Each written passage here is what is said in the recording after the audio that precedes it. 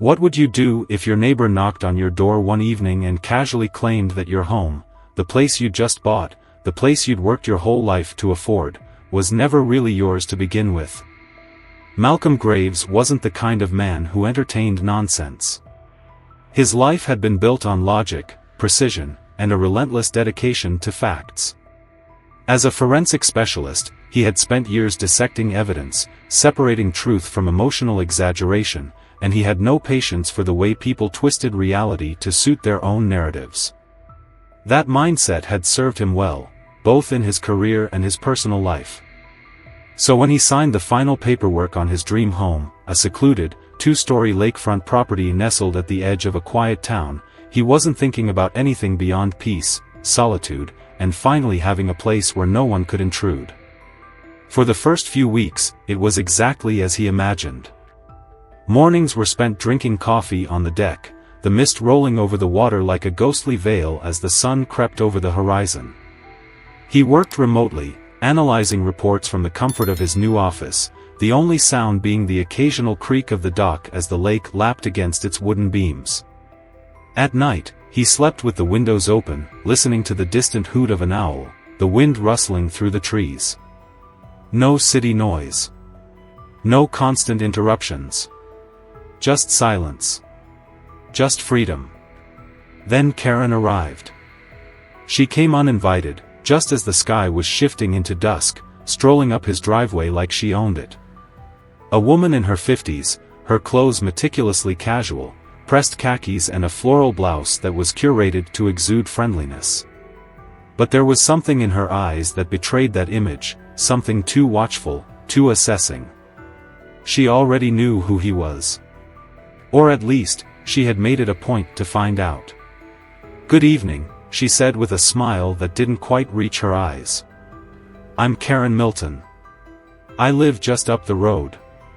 Malcolm didn't miss the way her gaze flicked past him, scanning the house, the porch, the way someone might inspect something they believed was already theirs. "I figured I'd come say hello," she continued, lingering on the steps, not waiting for an invitation inside. "It's been a long time since anyone lived here." Malcolm didn't like the way she said that. She lowered her voice slightly, as if she were confessing something intimate. "This house used to belong to my family." That was a lie. Malcolm knew it immediately, because he had researched the home extensively before purchasing it.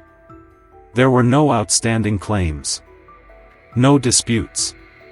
The property had been sold legally, cleanly. The title history had been meticulously documented, decades of previous owners, each transaction official and undisputed. He waited, saying nothing, his silence pressing her to reveal more. Karen exhaled, her fingers twitching slightly, as if irritated that he hadn't taken the bait. "Not directly, of course," she added quickly. "But before all the paperwork and technicalities, this land? This whole area? It was my family's. My father used to tell us stories about growing up here. About how he swam in this very lake. About how we were supposed to keep this place in the family."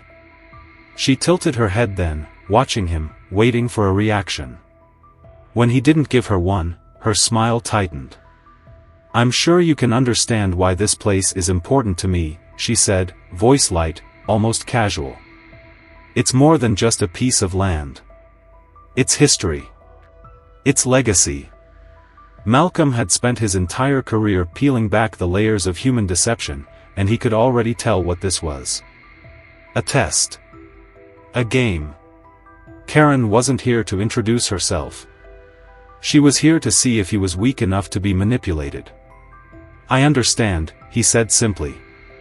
For a second, something flickered in her expression, a brief crack in the mask. Then, just as quickly, she recovered, letting out a soft, forced chuckle. "Well," she said, stepping back. "It's always good to know your neighbors." She left shortly after, but the encounter lingered in Malcolm's mind long after she was gone. It wasn't just what she had said, it was the way she had looked at him, the way she had looked at his house. Like it was only a matter of time. And then, the next morning, the first sign appeared. A single, smooth stone, carefully placed at the edge of his property. The stone was small, unassuming, something anyone else might have overlooked. But Malcolm noticed it immediately.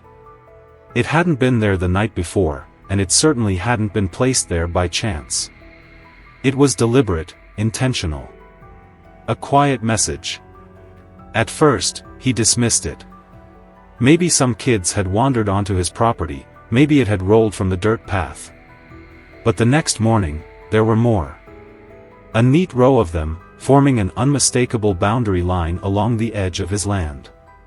Karen didn't mention them when she strolled by that afternoon, her hands tucked behind her back, moving slowly along the road like she had every right to be there. But she did pause, glancing toward the stones before turning to him with a knowing smile. "Looks nice, doesn't it?" she mused, tilting her head slightly. "Gives everything a sense of order." Malcolm didn't reply. He just watched as she continued down the road, disappearing behind the trees. By the next morning, the stones had multiplied, stretching deeper onto his land. And that wasn't all. A weathered wooden sign had appeared near the dock, its lettering still legible despite years of wear. "Private property, no trespassing." It wasn't his sign. He yanked it out of the ground, tossing it aside. But the following morning, another took its place. That same day, he stopped by the general store in town, where the elderly woman behind the counter gave him a long, measured look before speaking. "That old sign," she murmured, lowering her voice, "it used to be there a long time ago. Belonged to the original family." Malcolm stiffened. "Which family?" She hesitated, glanced toward the door as if expecting someone to be listening. Then, finally, she said it.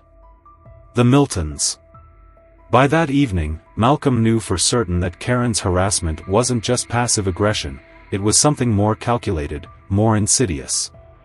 She wasn't trying to scare him off. She was trying to rewrite history. Then, things escalated. It started with the water. Malcolm turned on his kitchen faucet one morning, only to find a pathetic trickle before it sputtered into nothing. A call to the water company yielded a vague response: "Your service has been temporarily suspended due to unresolved zoning concerns." Zoning concerns. His private well had been marked as unauthorized. He knew exactly who was behind it. 2 days later, the power went out. Not a storm. Not an outage. Just his house. The streetlights outside still glowed. The houses down the road were unaffected. When he called the power company, they fed him the same scripted response: a compliance issue. That evening, Karen showed up with a battery-operated lantern in hand, her expression filled with false concern. "Saw your lights were out," she said sweetly. "Must be awful. If you need anything, let me know." Malcolm clenched his jaw so hard his teeth ached. Then came the fence. It appeared overnight, a tall, wooden structure that blocked the entrance to his driveway. When he went to remove it, he found an HOA warning stapled to the planks. Unauthorized driveway access is prohibited under community regulations.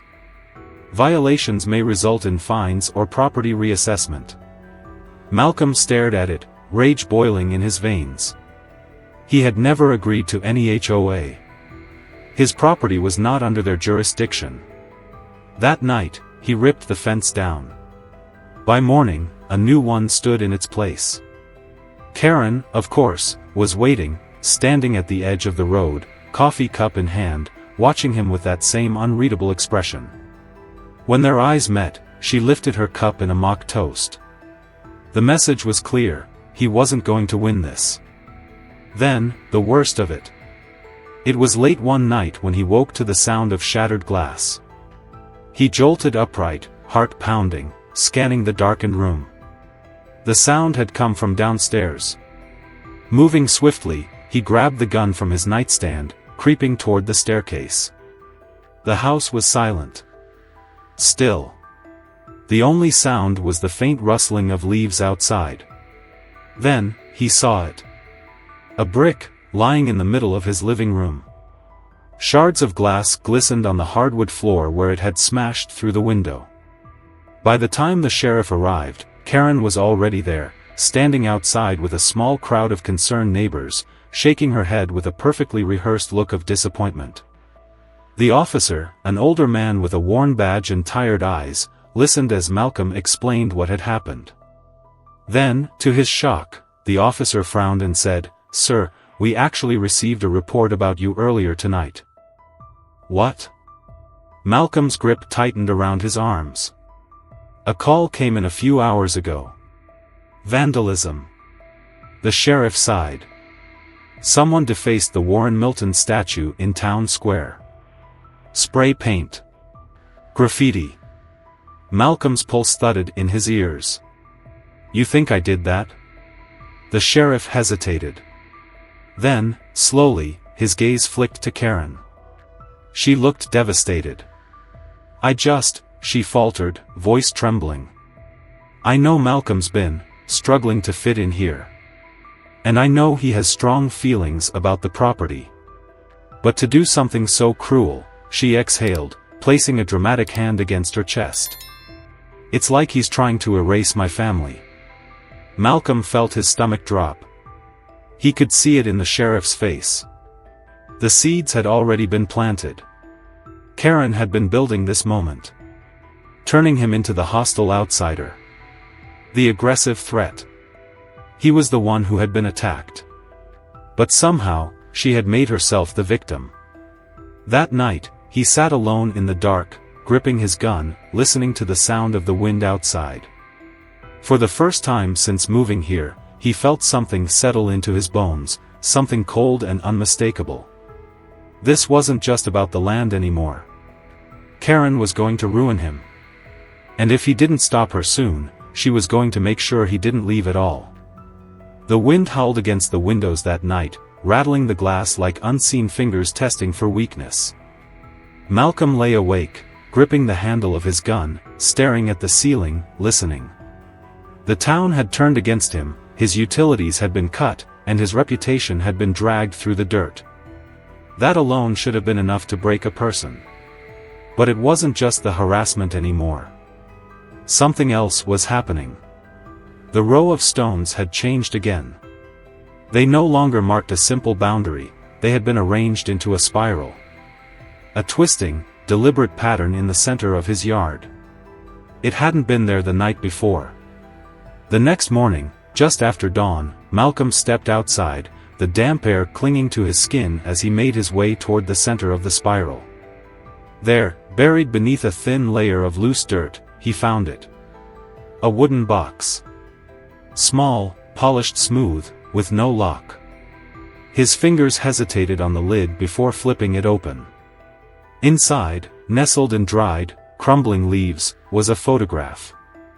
Malcolm felt his stomach tighten as he lifted it. Old. Black and white. Faded at the edges, curling slightly with age. The house was in the background, unchanged despite the decades, the lake stretching out behind it. But it was the people in the photo that made his breath catch. A man and a woman stood on the porch, stiff and unsmiling. Strangers. Former owners, no doubt. But there was something else, something just barely visible in the shadows behind them. A third figure. Blurry. Unclear. Standing too far back, almost deliberately obscured. His pulse thrummed in his ears as he turned the photo over. There was writing on the back, ink faded but still legible. They left. You should too. The sound of footsteps snapped his head up. Karen stood at the edge of the property, watching. She didn't speak, didn't move, just stood there, as if waiting to see what he would do. Malcolm clenched his jaw, turning sharply on his heel and heading inside. He locked the door, placed the box on the kitchen table, and sat down. He stared at the photograph for what felt like hours. Something about it was wrong. Not just the figure in the background. Not just the writing. It was the feeling it gave him, the same feeling he had when he woke in the middle of the night, convinced someone was in the house but unable to prove it. He tucked the photo back into the box and shoved it into the drawer. That night, he dreamed of water. A lake stretching infinitely, the surface so still it was like glass. A reflection of the house, of the trees, of himself standing at the edge, looking down. And in the reflection, a figure standing behind him. Watching. The dream lingered even as he woke, the weight of unseen eyes still pressing against his skin. The room was dark, silent. He sat up, rubbing a hand over his face, trying to shake the unease crawling through his veins. Then, he heard it. A soft, rhythmic tapping. Not the wind. Not the house settling. Something deliberate. He swung his legs over the bed, heart pounding. The sound was coming from outside, against the side of the house. He moved carefully, not turning on the lights, keeping his movements slow, controlled. He reached the window, peering out through the glass. The mist from the lake was thick, curling through the trees, drifting over the yard. His gaze flicked to the porch, to the spiral of stones, to the tree line beyond. Nothing. The tapping stopped. For a long moment, there was only silence. Then, from somewhere in the dark, a whisper. They left. You should too. Malcolm moved before thinking, throwing the window open, scanning the yard. Empty. But the air was different now. Heavier. Thicker. And the scent that drifted toward him wasn't the damp, earthy smell of the lake. It was perfume. Karen's perfume. His grip tightened around the windowsill. She was in the house. His breath came slow and steady as he stood, listening. He moved through the hallway, past the staircase, pausing outside his office door. It was open. He knew for a fact he had locked it the night before. Inside, his desk had been rifled through. Papers lay scattered across the floor.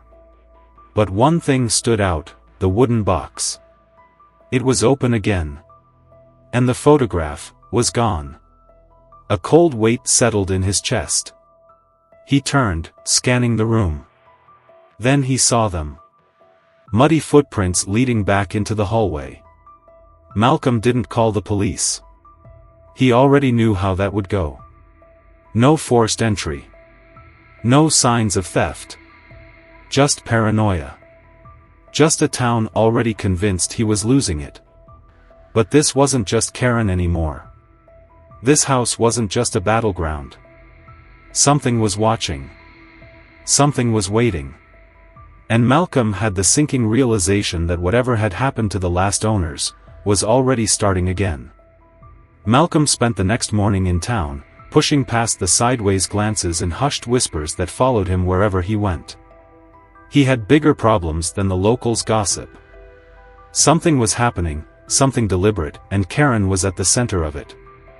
The photograph was gone, his house had been searched while he slept, and the boundary stones in his yard weren't just a message anymore, they were part of something larger, something that felt disturbingly old. The town hall building was smaller than he expected, a squat brick structure nestled between the general store and a post office that looked abandoned. Inside, it smelled of dust and stale coffee, the kind of place where nothing important was supposed to happen. But the moment Malcolm stepped through the door, he felt it. People were waiting for him. Karen was already there, sitting primly at the center of a long table, hands folded in her lap like she had orchestrated this moment from the start. The town council members flanked her on either side, a mix of older men and women who had lived here long enough to believe they were the law. The clerk from the records office, Linda Mercer, shifted uncomfortably when she saw him, eyes flicking toward the folder in her lap. He wasn't on the agenda. But that didn't matter. This was a setup. The councilman at the head of the table, a broad-shouldered man named Charles DeWitt, cleared his throat and looked at Malcolm with the same disapproving gaze a teacher gives a troublesome student. "Mr. Graves," he said, sighing as if this were some great inconvenience to him. "We've had numerous complaints regarding your behavior." Malcolm barely kept his expression neutral. Complaints. DeWitt nodded gravely. Vandalism. Property disputes. Failure to comply with HOA regulations.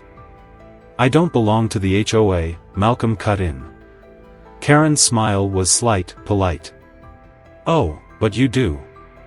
He turned to her, voice low. No, Karen. I don't. She let out a soft chuckle. You purchased property within the Milton Lakes community. The Homeowners Association is automatic upon purchase. You should have read the fine print. Linda Mercer shifted again in her seat, eyes flicking to Malcolm, then back to the papers in front of her. She knew something was wrong. Malcolm exhaled slowly, gripping the chair in front of him. So what? You're trying to fine me into leaving? DeWitt shook his head. We're trying to maintain the integrity of this town. Karen tilted her head, voice soft with mock sympathy. We took a vote this morning. A majority of the community feels that your presence has been disruptive. Malcolm felt something cold settle in his gut. What are you saying? Karen smiled fully now.